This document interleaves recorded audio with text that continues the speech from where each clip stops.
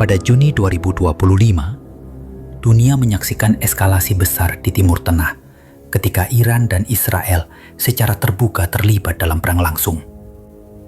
Serangan udara Israel menghantam fasilitas nuklir dan militer Iran, sementara Teheran membalas dengan rentetan rudal dan drone ke kota-kota besar Israel.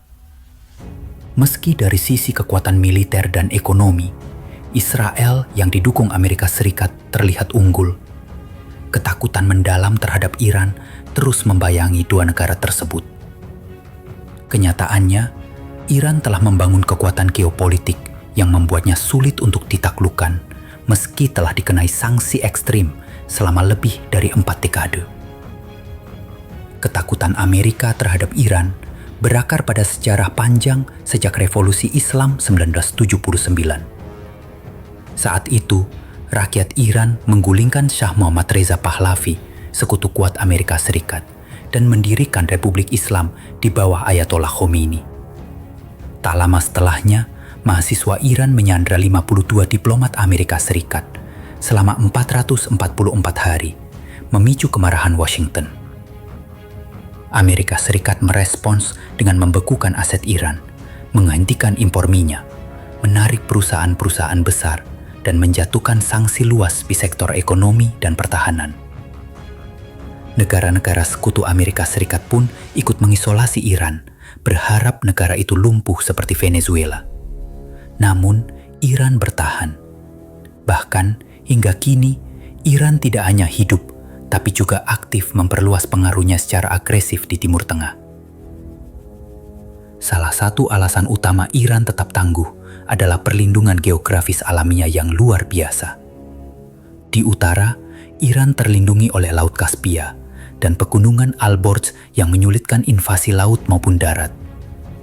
Di barat, pegunungan Zagros menjadi penghalang alami yang gagal ditembus oleh Irak selama Perang Iran-Irak 1980-1988, meskipun saat itu Irak didukung oleh Amerika Serikat dan negara-negara Teluk. Di timur, Iran dilindungi oleh kurun luas yang keras. Sementara di selatan, Iran memiliki akses langsung ke Selat Hormuz, jalur vital tempat 20% perdagangan minyak dunia melintas. Hanya dengan mengancam menutup selat ini, Iran bisa mengguncang pasar energi global dan memicu inflasi di seluruh dunia. Ini memberi Iran senjata ekonomi tanpa perlu menembakkan satu peluru pun. Selain itu, Iran sangat piawai menjalankan strategi perang proksi. Tanpa perlu mengirim tentaranya langsung, Iran mendanai dan melatih kelompok milisi seperti Hizbullah di Lebanon, Hamas di Gaza, dan Houthi di Yaman. Milisi-milisi ini tidak hanya menjadi perpanjangan tangan Iran di kawasan, tetapi juga alat pertahanan strategis. Ketika konflik pecah antara Hamas dan Israel, atau Hizbullah meluncurkan roket ke perbatasan utara, Iran bisa menyangkal keterlibatan langsung.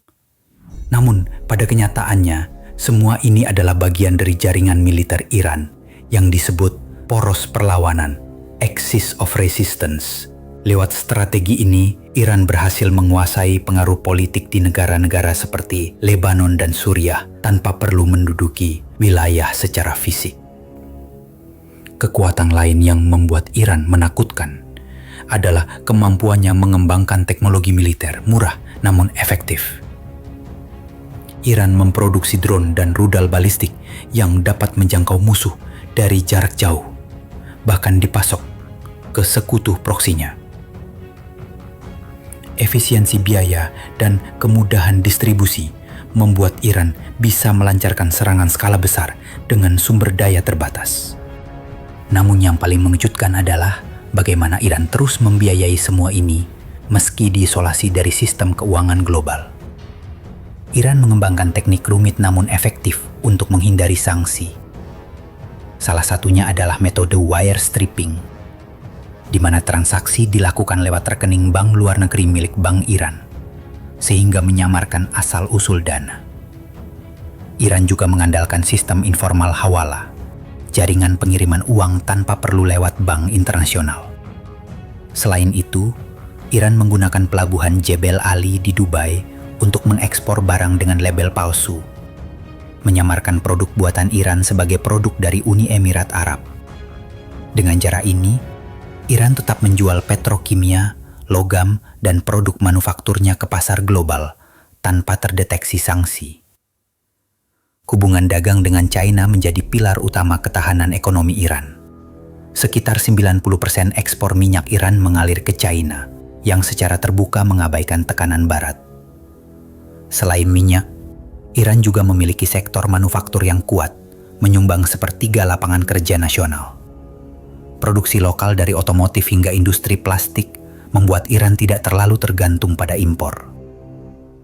Iran secara perlahan menjadi ahli dalam hidup di bawah tekanan, menjadikan sanksi bukan sebagai penghalang, tapi sebagai tantangan yang harus dilompati dengan kecerdikan sistemik. Kini, dengan perang Iran-Israel yang telah meletus secara terbuka, semua elemen kekuatan tersebut sedang diuji. Iran meluncurkan ratusan rudal dan drone ke kota-kota Israel. Meskipun serangan udara Israel berhasil melumpuhkan beberapa instalasi strategis Iran, namun kemampuan negara itu untuk membalas tetap utuh. Dunia kembali disadarkan bahwa Iran bukan sekadar negara berkembang dengan ekonomi terbatas, tetapi sebuah kekuatan strategis yang tahu bagaimana bertahan dan menyerang dengan cara tidak konvensional. Kisah Iran mengajarkan satu hal penting dalam geopolitik modern. Kekuatan sebuah negara tidak hanya ditentukan oleh GDP atau jumlah tank, tapi oleh seberapa cerdas ia menggunakan geografi, diplomasi alternatif, strategi proksi, dan sistem ekonomi bawah tanah untuk mempertahankan kedaulatan dan memperluas pengaruh. Inilah alasan mengapa Amerika dan Israel, sebesar apapun kekuatannya, tetap berhitung dua kali sebelum mencoba menaklukkan Iran.